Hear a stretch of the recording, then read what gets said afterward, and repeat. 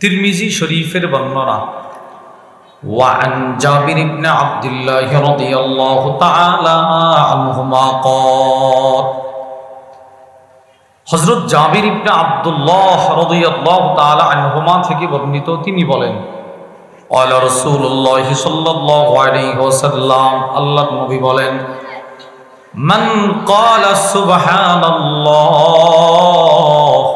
আমার যে উম্মত একবার পড়বে সুবহানাল্লাহ বলেন সবাই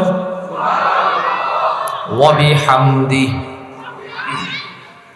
নবীজি বলেন আমার কোন উম্মত যদি একবার এই কালেমা একবার পড়ে গরিসাত লাহু নাখলাতুন ফিল জান্নাহ তার জন্য জান্নাতের সাথে সাথে একটা বিশাল গাছ লাগানো হয়ে যায়। কোন কালিমাটা একবার বললে মাশাআল্লাহ এটা একবার পড়ো। এখানে বোঝার বিষয় নবীজি বলেন গরিসাত লাহু যিনি বলবেন তার জন্যে। আপনি এখানে বলছেন আপনার ছেলে এই মুহূর্তে টেলিভিশনের পর্দার সামনে বসা আপনার জন্যেই শুধু হবে, ছেলের জন্য হবে না, আপনার জন্যেই হবে, বিবির জন্য হবে না, যিনি বলবেন তার জন্য একটা গাছ লাগানো হবে। প্রশ্ন গাছটি কত বড় হবে? বুখারীর বর্ণনা وعن أنس بن مالك رضي الله تعالى عنه قال হযরত আনাস ইবনে মালিক রাদিয়াল্লাহু তাআলা আনহু থেকে বর্ণিত তিনি বলেন قال رسول الله صلى الله عليه وسلم আল্লাহর রাসূল বলেন إن في الجنة لشجرة يسير الراكب في ظلها 100 عام لا يقطعها একবার সুবহানাল্লাহর বিনিময়ে আল্লাহ পাক জান্নাতে যে গাছটা লাগিয়ে দিবেন গাছটা কত বড় জানো? জান্নাতি একটা ঘোড়া দিয়ে জান্নাতের 100 বছর হায়াত হাতি নিয়ে যদি কেউ দৌড়ায় এরপরেও ওই গাছের ছায়া শেষ হবে না। সুবহানাল্লাহ, এত বড় গাছ শুধু একবার বলছেন তো ওখানে হয়ে গেছে। আল্লাহু আকবার। আল্লামা আবু নুআইম আহমদ ইবনে আব্দুল্লাহ আল আসবাহানি তার বিখ্যাত কিতাব হিলিয়াতুল আউলিয়া ওয়া তাবাকাতুল আসফিয়া ওই কিতাবের মধ্যে লেখেন হযরত আবু হুরায়রা রাদিয়াল্লাহু তাআলা আনহু জান্নাতে যেন বেশি গাছ লাগানো হয় এই আশায় তিনি প্রতিদিন 12,000 বার এই তাসবিহ পড়তেন। একটা গাছ যদি এত বড় হয় তো 12,000 গাছ যার জান্নাতের বাগানে একদিনে লাগানো হলো তার জান্নাতের বাগানটা কত বড়? সুবহানাল্লাহ। এই গাছের সবচাইতে ছোট ফল যেটা হবে বুখারীর বর্ণনা নবীজি বলেন পৃথিবীর সবচাইতে বড় পাহাড়টা যত বড় বলে এর চাইতে অনেক বড় হবে ওই গাছের সবচেয়ে ছোট ফলটা। সুবহানাল্লাহ। বুখারীর বর্ণনা وعن أبي هريرة رضي الله تعالى عنه قال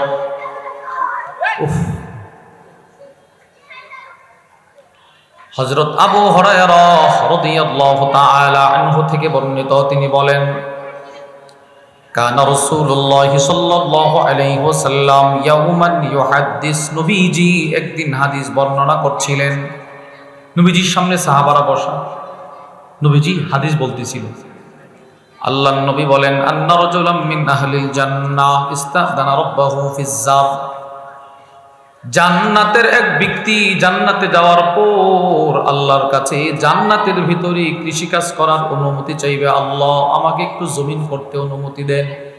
আল্লাহ বলবে লাস্তা ফীমা শিতা যা চাও তা দিলাম, এরপরেও তুমি জান্নাতে কাজ করতে চাও? আল্লাহ দেন না। তো আল্লাহ পাক তাকে অনুমতি দিবে, সে একটা চারা বীজ লাগাবে, বীজ থেকে একটা চারা হবে, চারা থেকে গাছ হবে, গাছ বড় হবে, গাছে ফুল হবে, ফুল থেকে ফল হবে, এই ফল পাকবে, বড় হবে, জান্নাতে পেরে নিয়ে আসবে, খাবে। এই সব কিছু নবীজি বলেন একটা চোখের পলক পরিমাণ সময়ের ভেতরে হয়ে যাবে।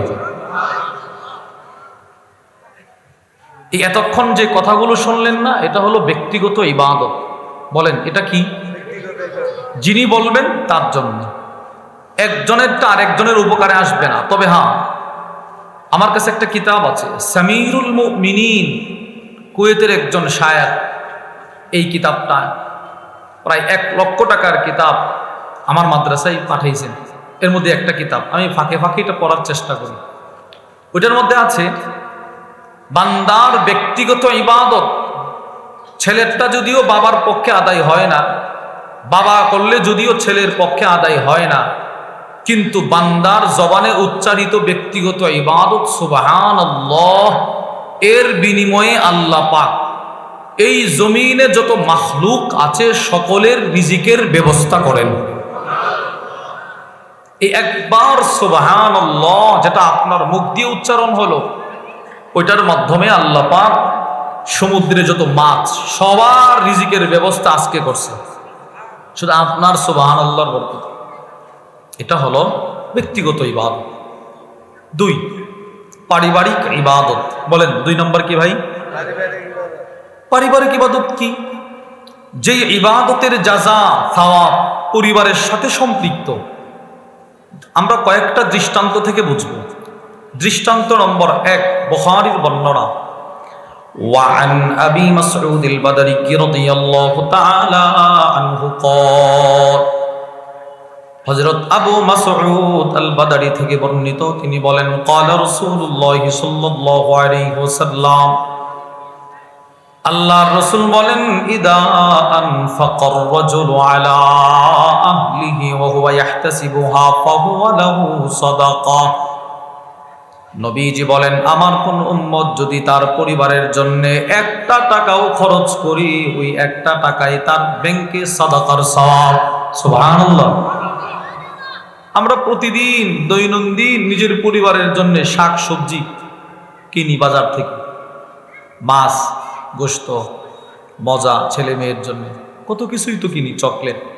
নবীজি বলে, তুমি তোমার পরিবারের জন্য যতদিন যত টাকা খরচ করেছো সবগুলো টাকাই সাদাকার সওয়াব। চিন্তা করেন তো ইসলাম কত সুন্দর। আপনি তো আপনার পরিবারের কিছু চাহিদা মিটাইলেন, নবীজি বলে না, এটাও সাদাকা। সুবহানাল্লাহ। শুধু তাই নয়, নবীজি বলেন, উম্মত তুমি তোমার জন্য যা খরচ করলা এটাও সাদাকা। সহিহুল জামির বর্ণনা। قال رسول الله صلى الله عليه وسلم, আল্লাহর নবী বলেন, মা আত'আমতা লিনাফসিক ফাহুয়া লাকা সাদাকাহ ওয়া মা আত'আমতা ওয়ালাদাক ফাহুয়া লাকা সাদাকাহ ওয়া মা আত'আমতা খাদিমাক ফাহুয়া লাকা সাদাকাহ। আল্লাহর রাসূল বলেন, উম্মত তুমি তোমার জন্য যা খরচ করলা, তুমি জীবনে যা খাইলা, খাইতে গিয়ে যে টাকাগুলো খরচ করলা সবগুলো সাদাকার সওয়াব। সুবহানাল্লাহ। তুমি তোমার ছেলের জন্য যা খরচ করলে এটাও সাদাকা, তুমি তোমার বিবির জন্য যা খরচ করলে এটাও সাদাকা। দেখেন, পারিবারিক ইবাদত শুধু পরিবারের সাথে সম্পৃক্ত। ছেলের জন্য খরচ করলা সাদাকা। ছেলেটা মাদ্রাসায় পড়ে, মাসে মাসে 1000 টাকা বেতন দিচ্ছেন, 3000 টাকা বেতন দিচ্ছেন। নবীজি বলেন, তুমি তো বেতন দাও নাই, তুমি তোমার আখিরাতের ব্যাংকে জমা করতেছো।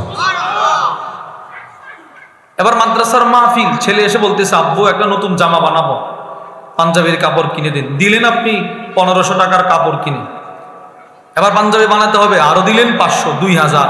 নবীজি বলে, এই 2000 crore crore million billion trillion হিসাবে তুমি আখিরাতে পাইবা সাদাকা। এটা হলো পারিবারিক ইবাদত।